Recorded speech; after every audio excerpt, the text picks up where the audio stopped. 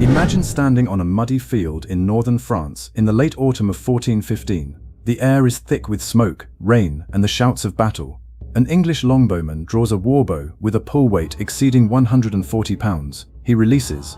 The iron-tipped arrow hits an advancing French knight squarely on the rounded chest plate at over 100 miles per hour. The impact sounds like a sledgehammer hitting an anvil. Yet, if the armor is well crafted, the arrow tip does not penetrate the vital core. Engineered to deflect kinetic force, the rounded surface forces the missile to skid off at an angle, leaving a jagged scratch and a spray of sparks. The knight absorbs the shock, recovers his balance, and continues his advance. For generations, popular culture painted medieval armor as a clumsy, absurdly heavy metal cage. Movies portrayed knights as helpless turtles who needed mechanical cranes to mount their horses, lying defenseless on their backs if they fell. That popular image is largely a myth. A custom-fitted harness of late medieval plate armor typically weighed between 45 and 55 pounds, less than the standard gear load carried by many modern infantry soldiers. A trained man in tailored plate could sprint, vault onto a horse, roll across the ground, and fight for extended periods. The true historical marvel is not merely that men fought in metal skins, but how those skins were created. Ancient and medieval artisans, working in soot-stained smithies without thermometers, chemical assays, or power tools, managed to turn raw iron ore into flexible, heat-treated, highly protective steel plates tailored to the millimeter. Monarchs spent vast fortunes to retain master armorers. Armies equipped with superior protective gear held decisive advantages, while kingdoms lacking advanced smithing capability suffered heavy casualties. Yet outside specialized academic circles, few master armorers are remembered by name today. Understanding their legacy requires going back thousands of years to a critical turning point on the ancient battlefield. Before the advent of effective defensive gear, warfare was often a short, violent trial of attrition. When opposing forces met with basic wooden shields and unrefined weapons, frontline survivability was minimal. Rulers eventually faced a clear economic reality. Training an effective soldier took years of food, instruction, and experience, but losing him took seconds. When experienced officers or veteran soldiers fell to random strikes, armies lost invaluable expertise. Basic weapons were relatively easy to manufacture, but combat experience was difficult to replace. Civilizations required a practical way to keep trained men alive. This need elevated the role of the specialized armorer. An armorer was far more than an ordinary blacksmith. While a general blacksmith produced structural hardware, horseshoes, nails, axes, and agricultural implements, an armorer worked within far tighter tolerances. Their craft combined structural metallurgy, kinetic mechanics, and precise anatomical fitting. The armorer worked flat sheets of metal into complex, compound three-dimensional curves. The finished piece had to articulate smoothly with human joints while remaining structurally sound. If a breastplate was forged too heavy, the wearer risked swift exhaustion. If forged too thin or improperly tempered, it offered minimal defense against specialized piercing weapons. The fitting process demanded exceptional care. Armor had to distribute its weight across the wearer's shoulders, core, and hips to preserve range of motion. It was functional tailoring executed in heavy metal. Because of their military importance, major armor-producing centers guarded their techniques carefully. Guilds in cities such as Nuremberg, Augsburg, and Milan enforced strict secrecy laws. Unregistered export of specialized tools or unauthorized disclosure of metal hardening techniques could result in severe legal penalties, exile, or heavy fines imposed by municipal authorities. Whoever controlled the premier workshops commanded a major strategic resource. But before armorers could fashion suits of hardened plate, they had to solve a fundamental problem: how to absorb kinetic shock without breaking the soldier beneath the iron. Protective equipment began with organic materials. Early warriors wrapped themselves in layers of treated leather, raw hides, and heavily padded linen. In ancient Egypt and the Near East, combatants used quilted fabric vests reinforced with natural glues or resin. These offered decent defense against glancing bronze points and low-velocity projectiles, but held up poorly against direct heavy blows. The introduction of bronze casting brought a major shift. By the late Bronze Age, Greek metalworkers produced gear such as the dendra armor, a set of heavy cast bronze plates that encased the torso and neck. While effective at deflecting blows, bronze was heavy, costly, and dependent on tin, a resource tied to long-distance trade routes. When trade networks fractured during the Bronze Age collapse, armies turned to a far more accessible metal, iron. Early iron was widespread, but it presented challenges. Soft wrought iron bent under heavy impact, requiring warriors to unbend bent blades mid-battle. Armorers faced an ongoing technical challenge: how to make wrought iron resilient enough to stop weapon strikes without making it overly brittle. Around the 4th century BCE, Celtic craftsmen in Europe are widely credited with introducing a major innovation in metallic protection: riveted ring mail. Mail offered high flexibility and solid coverage. Instead of a single rigid sheet, armorers drew iron into wire, coiled it around iron rods, cut the coils into individual rings, flattened the ends, punched tiny holes, and linked each ring together with microscopic rivets. A standard long melee shirt, a hauberk, contained tens of thousands of individual rings. Every ring had to be crafted, linked, and riveted by hand. A single shirt required hundreds of hours of labor. The painstaking process strained hands and eyesight, keeping production rates low and costs high. Despite the labor, melee was extremely effective against slashing strikes. A weapon strike was distributed across the interconnected network of iron rings, preventing deep lacerations. However, melee had clear limitations. While it resisted cut attacks, it offered limited defense against heavy blunt force or narrow thrusting weapons. A narrow warpick or sharp lance tip could force rings apart or drive broken metal into the body. Furthermore, a blow from a heavy mace or warhammer would leave the melee intact while fracturing the bones beneath it. To mitigate this, soldiers wore thick, padded garments called gambesons underneath, but as weapons evolved, melee alone was no longer sufficient. By the 13th century, powerful crossbows and heavy longswords were common on European battlefields. Armorers were forced to develop stronger solutions. Adding more layers of mail made gear too heavy to wear effectively. Armorers turned their attention back to solid metal plates, working to overcome the mobility issues of earlier solid designs. This triggered the transition era of European armor design. Artisans began securing metal plates directly over mail to protect vulnerable areas, starting with knee guards, polins, shin guards, greaves, and elbow caps counters. This evolved into the coat of plates, a heavy fabric or leather garment lined with overlapping internal metal plates fastened by rivets. By the late 14th century, craftsmen achieved the complete harness of articulated plate armor. This was not an isolated assembly of metal plates, but a mechanical system designed to mirror the movement of the skeleton. To protect complex joints like knees and elbows, armorers used sliding rivets. These rivets sat inside elongated slots carved into overlapping plates, allowing the metal pieces to glide past one another as the limb flexed and extended. Shoulder protection presented another hurdle. Armorers created the pauldron, a curved set of overlapping steel bands fitted over internal leather straps. This design floated over the shoulder, expanding when the arm was raised and folding neatly back when lowered. By 1400, two dominant centers of European plate armor manufacture had emerged, each employing a distinct design strategy. Italian workshops, centered in Milan and led by prominent manufacturing families such as the Misaglia, favored smooth, rounded, heavy surfaces. Italian armor was designed for direct deflection. The surfaces were smooth and asymmetrical, featuring thicker, broader plates on the left side to absorb lance impacts during mounted combat, and more open shaping on the right to allow free movement for weapons.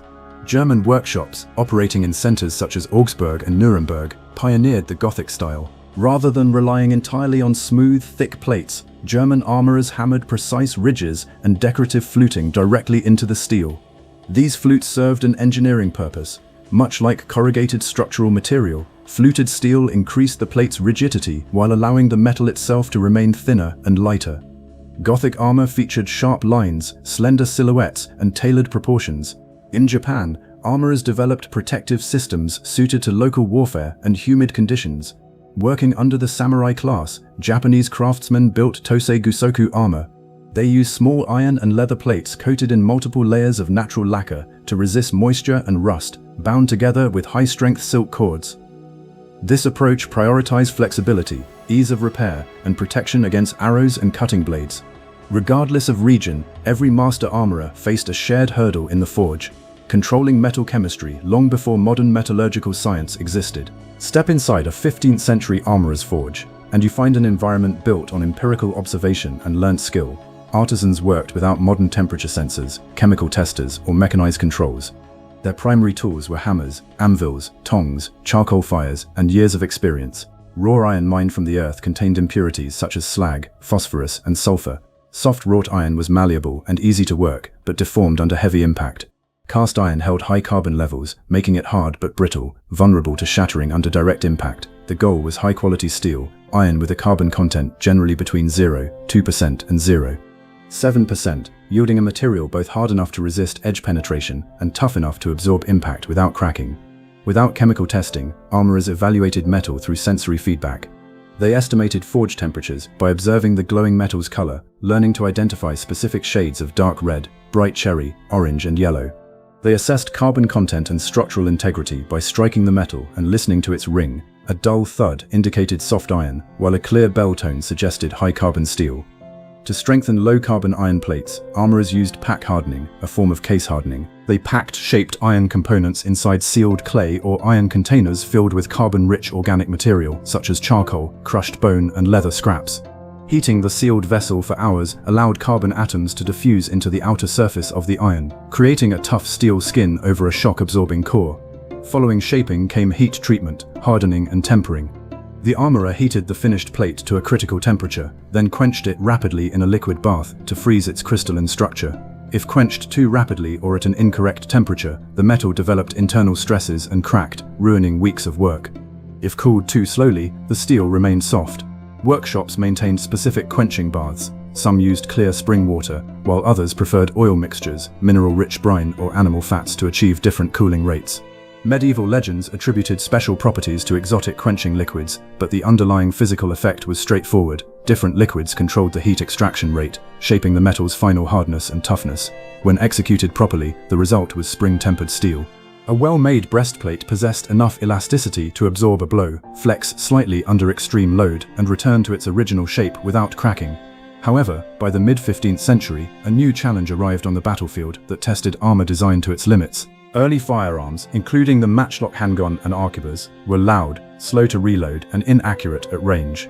Yet they introduced kinetic force far beyond traditional bows and crossbows. A lead ball propelled by black powder concentrated energy into a small point, capable of piercing thin sheet iron. The introduction of firearms did not end armor production immediately. Instead, it drove armorers to adapt through a practice known as proofing. When clients ordered high-grade armor in the 15th and 16th centuries, they often requested proof that the harness could withstand shot. To demonstrate quality, the master armorer subjected the finished breastplate to a practical test. The armorer fired a test shot at the breastplate from a standardized distance using a heavy matchlock pistol or musket loaded with a measured powder charge. If the metal was improperly tempered or too thin, the shot penetrated, ruining the piece. If the steel was correctly forged and tempered, the soft lead ball flattened on impact, leaving an indentation without breaching the plate. Rather than hammering out the indentation, armorers often left it intact. They polished the metal around the dent, and in high-end commission pieces, decorated or highlighted the mark. That indentation served as a physical proof mark, a visual guarantee that the armor had survived direct shot. This requirement for thicker, firearm-resistant gear led to increased specialization and larger production systems. In England, King Henry VIII sought to reduce reliance on continental suppliers by establishing the Royal Workshops at Greenwich in 1515. He recruited master craftsmen from Germany and the Low Countries, creating an armory known for structural quality and design innovation. Greenwich armorers produced versatile garnitures, matching suits with interchangeable components called pieces of exchange. A single base suit could be fitted with extra plates for combat, tournament jousting, or parade wear. Mass production also expanded elsewhere. Facilities in regions such as Graz, Austria, stored standardized, mass-produced armors to equip infantry units, marking an early step toward military standardization. At the top of the craft, master armorers achieved significant fame. Filippo Negroli of Milan and Lorenz Helmschmed of Augsburg crafted detailed parade armors for European monarchs, including Emperor Charles V. Negroli used cold repoussé techniques to shape steel into detailed relief patterns, producing armor that served as both military protection and status symbols. Yet the balance between defensive armor and offensive firepower was shifting rapidly. By the early 17th century, firearm technology had improved substantially. Muskets grew more powerful, reliable, and common.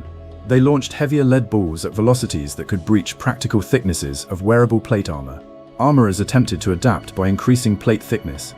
Stopping musket fire at close range required breastplates 4 mm thick or more. Complete suits manufactured to this standard grew increasingly heavy, reaching weights of 70 to 90 pounds. The balance between protection and mobility broke down. Faced with long marches and high weight, soldiers began discarding non-essential components. Leg protection, arm guards, and heavy gauntlets were gradually set aside. Soldiers retained primarily the breastplate and helmet, giving rise to units such as the cuirassier, cavalrymen, wearing torso protection over heavy leather coats.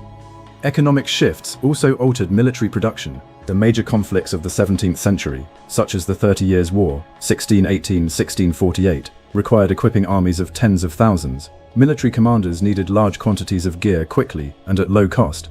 The custom production model of the traditional master armorer, spending months fitting and tempering a single harness, could not match the demand for mass-produced equipment. Large-scale foundries produced simpler, unpolished, low-carbon iron breastplates.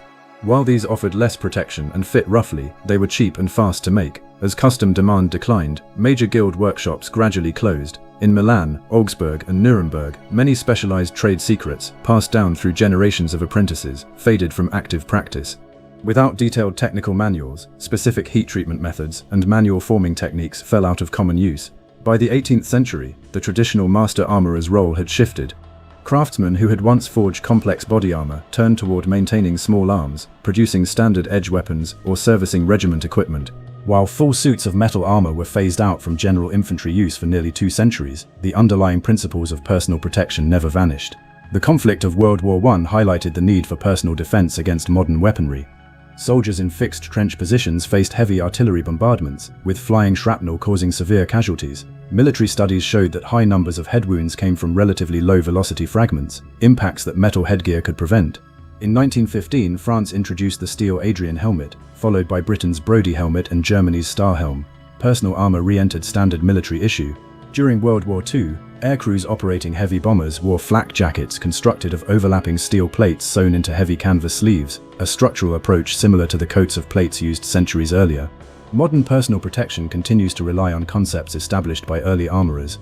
Current military and law enforcement body armor rarely uses solid iron plates, relying instead on high-strength materials such as boron carbide ceramics, silicon carbide, and ultra-high molecular weight polyethylene. When a high-velocity bullet strikes a ceramic plate, the hard outer layer breaks down the projectile shape and absorbs its initial energy, while the backing layer captures the fragments, applying the same core principles of hardness, energy distribution, and deflecting force developed by historic workshops.